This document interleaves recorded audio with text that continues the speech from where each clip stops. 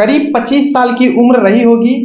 भतीजी को लेने स्कूल जाता है और मास्टर जी से बोलता है कि घर पे कुछ जरूरी काम है और इसे ले जाना है। मास्टर जी बोलते हैं कोई बात नहीं है, ले जाओ, छुट्टी दे देते हैं। और वो अपनी भतीजी को लेकर के चल देता है। फिर मास्टर जी को लगता है कि मैंने शायद गलत कर दिया, जब सभी की छुट्टी होती तभी मेरे को इस लड़की को भी छोड़ना चाहिए था। मास्टर जी को डाउट होता है और पीछे पीछे अपनी गाड़ी उठाते हैं, चल देते हैं और लेकर वो जो लड़का अपनी भतीजी को लेकर के जा रहा था तो वो घर की तरफ न जाकर के खेतों की तरफ चल देता है, जंगल की तरफ। तो मास्टर जी का जो डाउट था कहीं ना कहीं यकीन में बदलने लगा। उसके बाद वो जंगल की तरफ ले जाता है और अपनी ही भतीजी के साथ गलत काम करने लगता है। उसकी भतीजी चिल्लाने लगती है और जब चिल्लाती है तो मास्टर जी इतने पहुंच जाते हैं और जोर जोर से चिल्लाने लगते हैं। गांव के लोग भी दौड़ करके आते हैं और वो लड़का जो था उसका चाचा वो तुरंत भाग जाता है, वहां से भाग करके घर पे जाता है। बाद में मैटर जब घर तक पहुंचता है तो उसके घर वाले बोलते हैं कि चलो घर की बात घर में ही दाब दो, बाहर तक न जाने पाए नहीं तो बेइज्जती होगी। घर की बात घर में कह करके टाल दिया गया। काश उसी समय घर वाले और लोग मिल करके पुलिस को शिकायत किए होते तो ये जो भविष्य में अपराध होने वाला था वो शायद न होता। शायद ये जो कुकर्म करने वाला था आने वाले भविष्य में वो न करता। नमस्कार दोस्तों, मैं विजय शंकर पाल। आज की जो सच्ची घटना सुनाने जा रहा हूँ ये है उत्तर प्रदेश का एक जिला है बुलंदशहर। यहीं का एक थाना लगता है जहांगीराबाद। यहीं का एक मामला है। 26 जुलाई 2023 को सुनवाई चल रही थी। बुलंदशहर के एक न्यायालय में विशेष न्यायाधीश पोक्सो अधिनियम अपर सत्र न्यायाधीश ध्रुव राय इसकी सुनवाई कर रहे थे।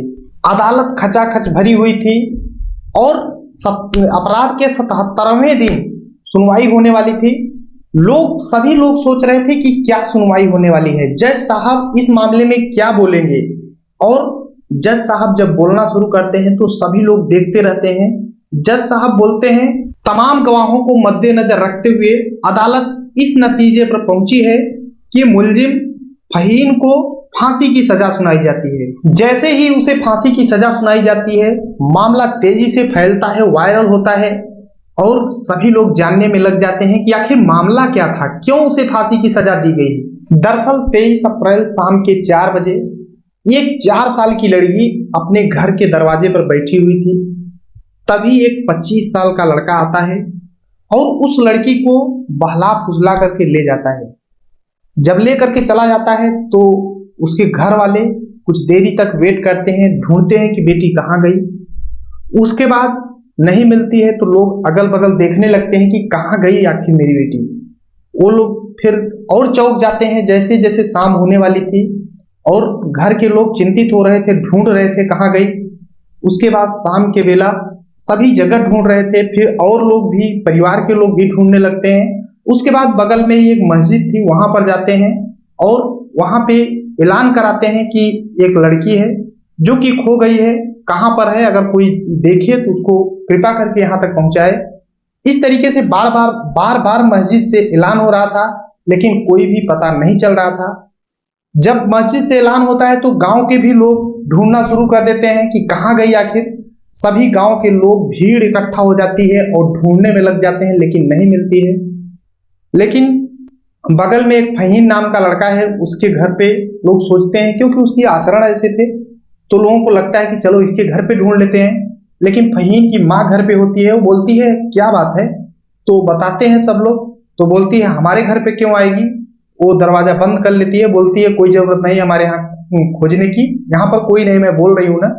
लेकिन गांव के लोग बोलते हैं नहीं, ढूंढने दो मेरे को एक बार। तो बोलती है मैं तो बोल रही हूँ यहाँ पर कोई नहीं है, जाओ तुम लोग यहाँ से। फिर भी कुछ लोग पीछे से कुछ लड़कों को घुसा देते हैं अंदर और अंदर का दरवाजा खोल दिया जाता है। जैसे ही खुलता है दरवाजा, भीड़ अंदर घुस जाती है और सभी लोग ढूंढने लग जाते हैं। ढूंढते ढूंढते कुछ लोग एक बेड रखा था वहां पर पहुंच जाते हैं और देखते हैं कि बेड के नीचे वो 4 साल की लड़की की लाश पड़ी हुई है। जब बाहर निकालते हैं तो देखते हैं लगभग 7 से 8 जगह उसे काफी घाव काट दिया गया था उसके शरीर को। और फिर बाद में पता चलता है कि उसके जंघे को तोड़ दिया गया था, उसके प्राइवेट पार्ट को पूरी तरह से नस्तो नाबूद कर दिया गया था, खत्म कर दिया गया था। इस तरीके से उस लड़की के साथ बर्ताव किया गया था और चाहते तो गांव के लोग उसी समय उसे, जो ऐसा कर्म किया था, उसे मार देते, लेकिन वो लोग जानते थे कि कानूनी कार्रवाई से मेरे को काम करना चाहिए। ये जो 25 साल का लड़का था फहीम, इसने पहले भी कई कांड कर चुके थे। इसने आज से लगभग 15 साल पहले भी एक लड़की के साथ कुकर्म किया था, जो कि परिवार की ही लड़की थी। जब मामला गंभीर होता है तो लोग बोलते हैं कि बेइज्जती होगी, घर की बात घर में ही रखो। इस तरीके से पंचायत, गांव के ही लोगों को पंचायत बैठा करके मामला को सलटा लिया जाता है। शायद उसी समय मामला पुलिस तक पहुंचा होता तो उसे सजा मिल जाती। जब वो मामला किया था तो उसी समय इसकी शादी हो जाती है कुछ ही दिन बाद, और जैसे ही शादी होती है तो ये अपनी बीवी को इतना परेशान करता था कि वो भी हैरान हो जाती थी। 2019 में उसकी बीवी पूरी तरीके से बीमार हो जाती है, और जब बीमार हो जाती थी दवा नहीं कराता है और उसकी बीवी का देहांत हो जाता है 2019 में ही। तो फिर भी ये ऐसे ही हरकत करना शुरू कर देता है, गंदी हरकत, दूसरों के साथ गंदा बर्ताव करना।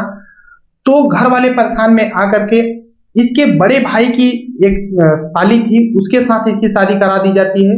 लेकिन 2022 में इसके हैवानियत से तंग आकर के वो भी, इसकी दूसरी बीवी भी इसे छोड़ करके चली जाती है। अप्रैल महीने में अपनी ही भतीजी के साथ, जैसे कि मैंने बताया, मास्टर जी से बोलता है कि मेरे को ले जाना है इसको घर स्कूल से, और फिर ले आता है, ऐसा कुकर्म करता है।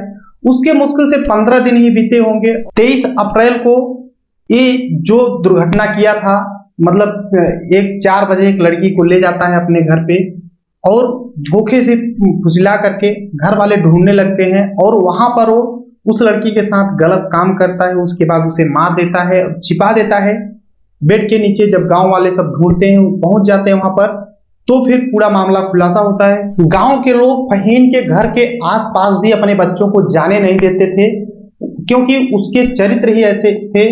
बताने वाले बताते हैं कि फहीम जो था, इसका चरित्र इतना गंदा था कि ये न तो भैंस को छोड़ा, न तो बकरियों को छोड़ा, न ही किसी जानवर को छोड़ता था। सबके साथ ये हैवानियत करता था, सबके साथ गलत काम करने की कोशिश या करता भी था ऐसा। लेकिन मामला उनके घर वालों तक जब पहुंचता था तो घर वाले नजरअंदाज कर देते थे, कहते थे चलो कोई बात नहीं है, ऐसा कर दिया तो कोई बात नहीं है।